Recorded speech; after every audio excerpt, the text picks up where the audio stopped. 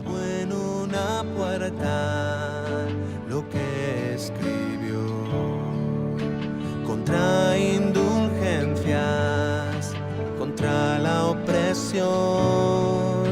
La fe no se compra, la fe es un don. Las 95 tesis. Cuestionamiento de Martín Lutero al poder y eficacia de las indulgencias. Por el doctor Martín Lutero, 1517. Por amor a la verdad y en el afán de sacarla a la luz, se discutirán en Wittenberg las siguientes proposiciones bajo la presidencia del reverendo padre Martín Lutero, maestro en artes y en Sagrada Escritura y profesor ordinario de esta última disciplina en esa localidad. Por tal razón, ruega que los que no puedan estar presentes y debatir oralmente con nosotros lo hagan, aunque ausentes, por escrito, en el nombre de nuestro Señor Jesucristo. Amén. 1. Cuando nuestro Señor y Maestro Jesucristo dijo, haced penitencia, ha querido que toda la vida de los creyentes fuera penitencia. 2. Este término no puede entenderse en el sentido de la penitencia sacramental, es decir, de aquella relacionada con la confesión y satisfacción, que se celebra por el ministerio de los sacerdotes. 3. Sin embargo, el vocablo no apunta solamente a una penitencia interior, antes bien, una penitencia interna es nula si no obra exteriormente diversas mortificaciones de la carne. 4. En consecuencia, subsiste la pena mientras perdura el odio al propio yo, es decir, la verdadera penitencia interior, lo que significa que ella continúa hasta la entrada en el reino de los cielos. 5.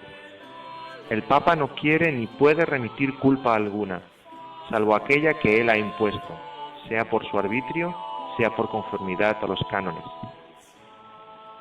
6. El Papa no puede remitir culpa alguna, sino declarando y testimoniando que ha sido remitida por Dios, o remitiéndola con certeza en los casos que se ha reservado. Si estos fuesen menospreciados, la culpa subsistirá íntegramente. 7. De ningún modo Dios remite la culpa a nadie, sin que al mismo tiempo lo humille y lo someta en todas las cosas al sacerdote, su vicario. 8. Los cánones penitenciales han sido impuestos únicamente a los vivientes y nada debe ser impuesto a los moribundos basándose en los cánones. 9. Por ello, el Espíritu Santo nos beneficia en la persona del Papa, quien en sus decretos siempre hace una excepción en caso de muerte y de necesidad. 10. Mal y torpemente proceden los sacerdotes que reservan a los moribundos penas canónicas en el purgatorio. 11. Esta cizaña, cual la de transformar la pena canónica en pena para el purgatorio, parece por cierto haber sido sembrada mientras los obispos dormían. 12. Antiguamente las penas canónicas no se imponían después sino antes de la absolución, como prueba de la verdadera contrición. 13. Los moribundos son absueltos de todas sus culpas a causa de la muerte y ya son muertos para las leyes canónicas, quedando de derecho exentos de ellas. 14. Una pureza o caridad imperfectas traen consigo para el moribundo necesariamente gran miedo, el cual es tanto mayor cuanto menor sean aquellas. 15. Este temor y horror son suficientes por sí solos, por no hablar de otras cosas, para constituir la pena del purgatorio, puesto que están muy cerca del horror de la desesperación. 16. Al parecer el infierno, el purgatorio y el cielo difieren entre sí como la desesperación, la cuasi desesperación y la seguridad de la salvación. 17. Parece necesario para las almas del purgatorio que a medida que disminuye el horror aumente la caridad. 18. Y no parece probado, sea por la razón o por las escrituras, que estas almas estén excluidas del estado de mérito o del crecimiento en la caridad. 19. Y tampoco parece probado que las almas en el purgatorio, al menos en su totalidad, tengan plena certeza de su bienaventuranza. 19. Y tampoco parece probado que las almas en el purgatorio, al menos en su totalidad, tengan plena certeza de su bienaventuranza, ni aun en el caso de que nosotros podamos estar completamente seguros de ello. 20. Por tanto, cuando el Papa habla de la remisión plenaria de todas las penas, significa simplemente el perdón de todas ellas, sino solamente el de aquellas que él mismo impuso. 21. En consecuencia, yerran aquellos predicadores de indulgencias que afirman que el hombre es absuelto a la vez que salvo de toda pena a causa de las indulgencias del Papa. 22. De modo que el Papa no remite pena alguna a las almas del purgatorio, que según los cánones, ellas debían haber pagado en esta vida. 23.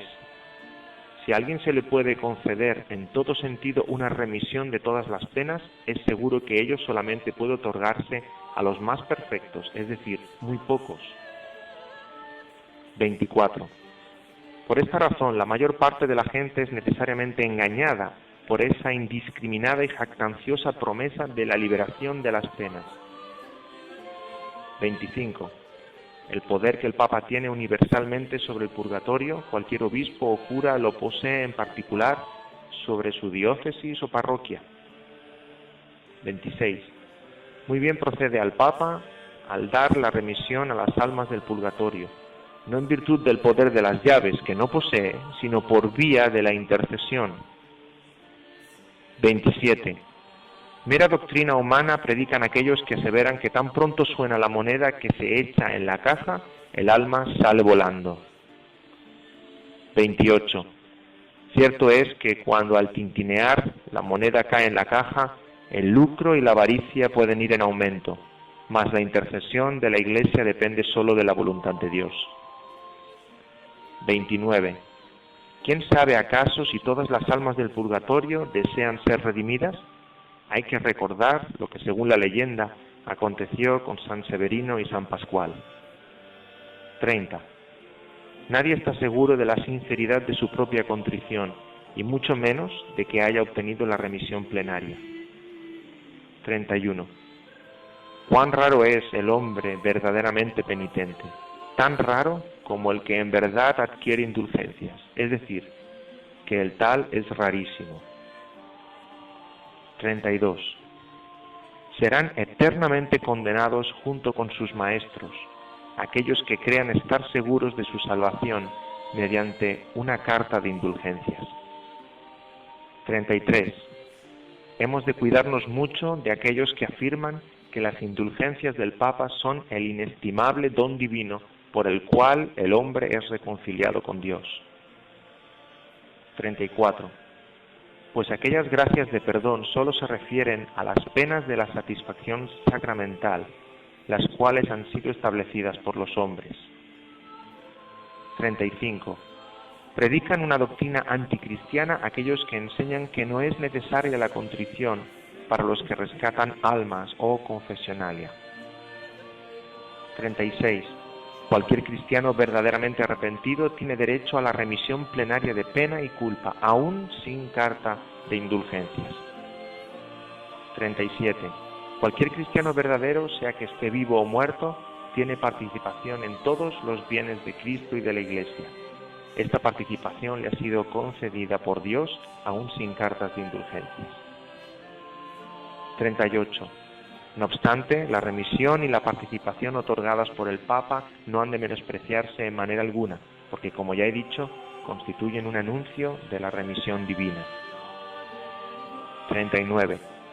Es dificilísimo, hasta para los teólogos más brillantes, ensalzar al mismo tiempo ante el pueblo la prodigalidad de las indulgencias y la verdad de la contrición.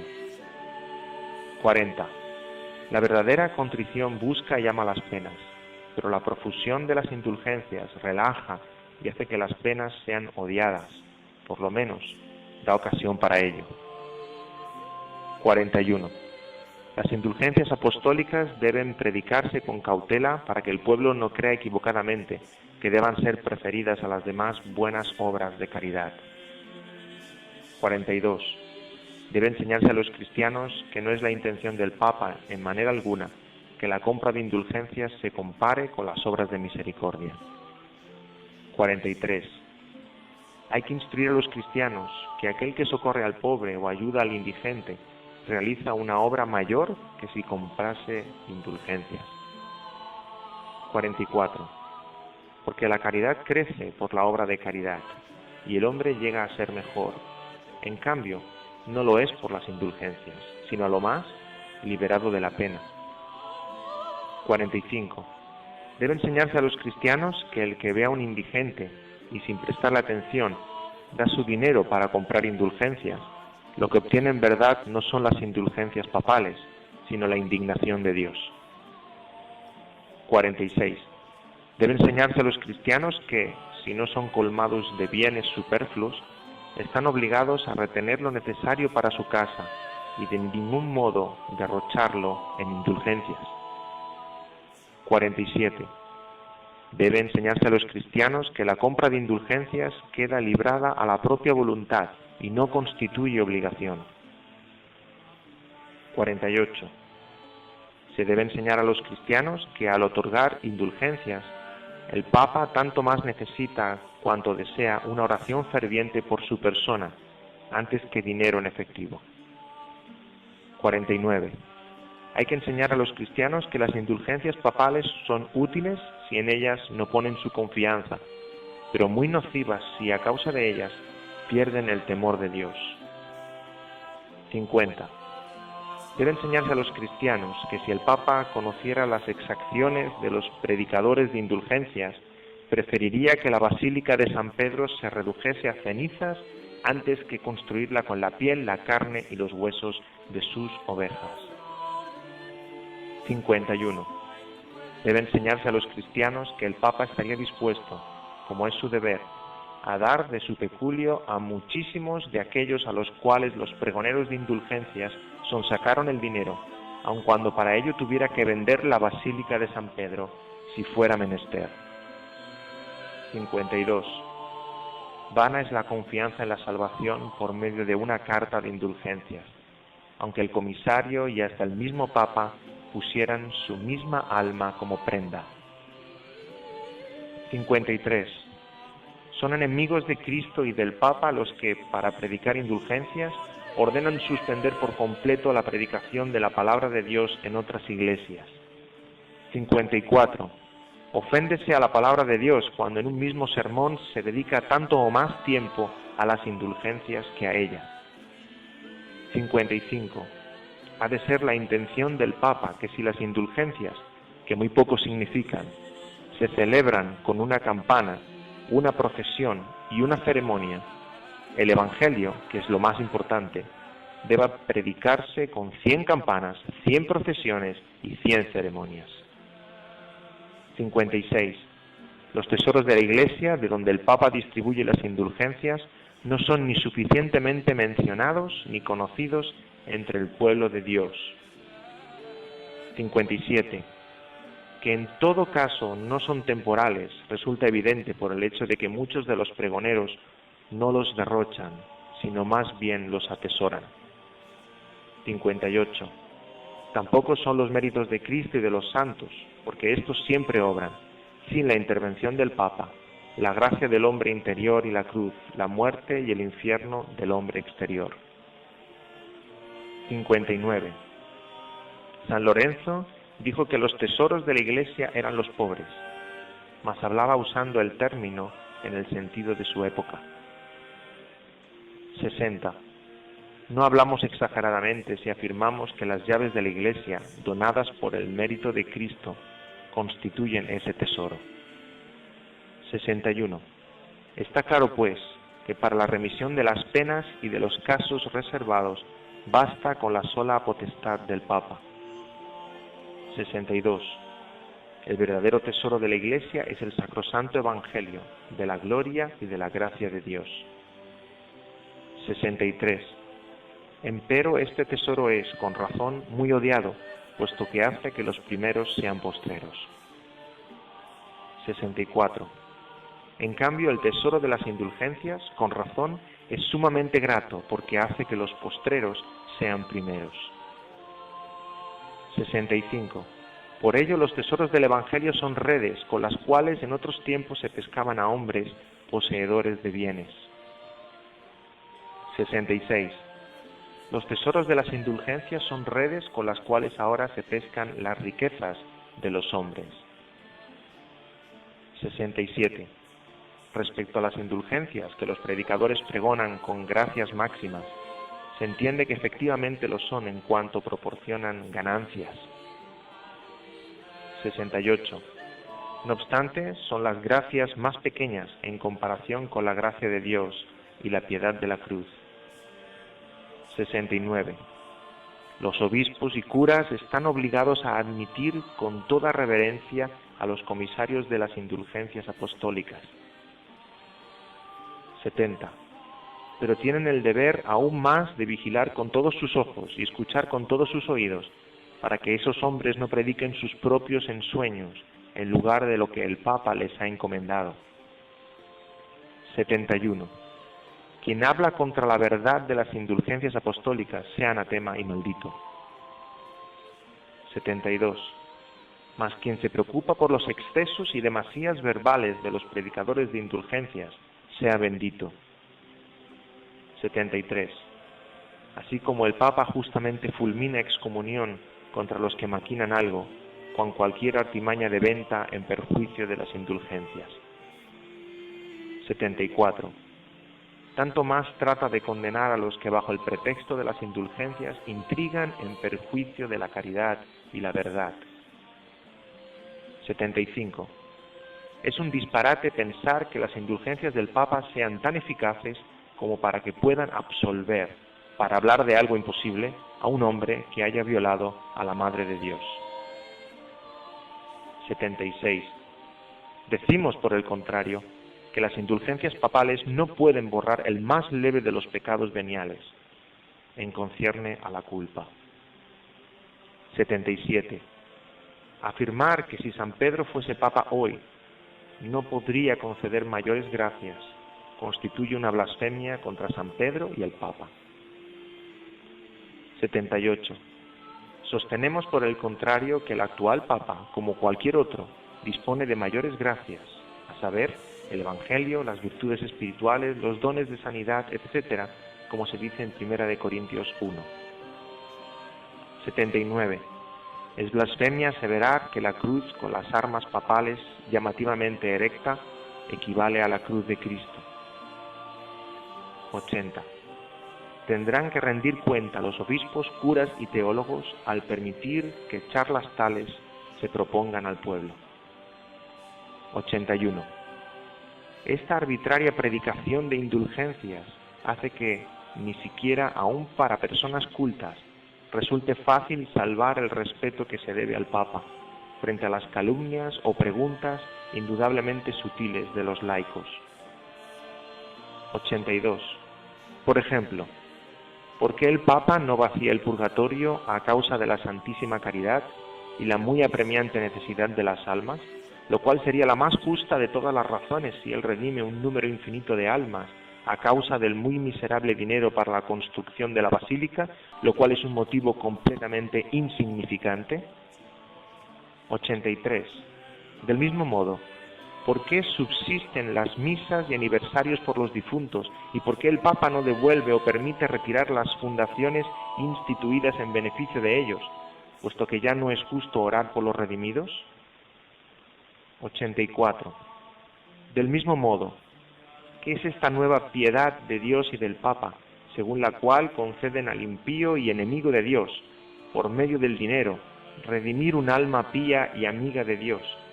¿Y por qué no la redimen más bien a causa de la necesidad, por gratuita caridad hacia esa misma alma pía y amada? 85. Del mismo modo, ¿por qué los cánones penitenciales, que de hecho y por el desuso desde hace tiempo están abrogados y muertos como tales, se satisfacen no obstante hasta hoy por la concesión de indulgencias como si estuviesen en plena vigencia? 86. Del mismo modo, porque el Papa, cuya fortuna es hoy más abundante que la de los más opulentos ricos, no construye tan solo una basílica de San Pedro de su propio dinero, en lugar de hacerlo con el de los pobres creyentes. 87. Del mismo modo, ¿qué es lo que remite el Papa y qué participación concede a los que por una perfecta contrición tienen ya derecho a una remisión y participación plenarias? 88. Del mismo modo, ¿qué bien mayor podría hacerse a la Iglesia si el Papa, como lo hace ahora una vez, concediese estas remisiones y participaciones 100 veces por día a cualquiera de los creyentes? 89. Dado que el Papa, por medio de sus indulgencias, busca más la salvación de las almas que el dinero, ¿por qué suspende las cartas e indulgencias ya anteriormente concedidas, si son igualmente eficaces? 90. Reprimir estos sagaces argumentos de los laicos solo por la fuerza, sin desvirtuarlos con razones, significa exponer a la Iglesia y al Papa a la burla de sus enemigos y contribuir a la desdicha de los cristianos. 91.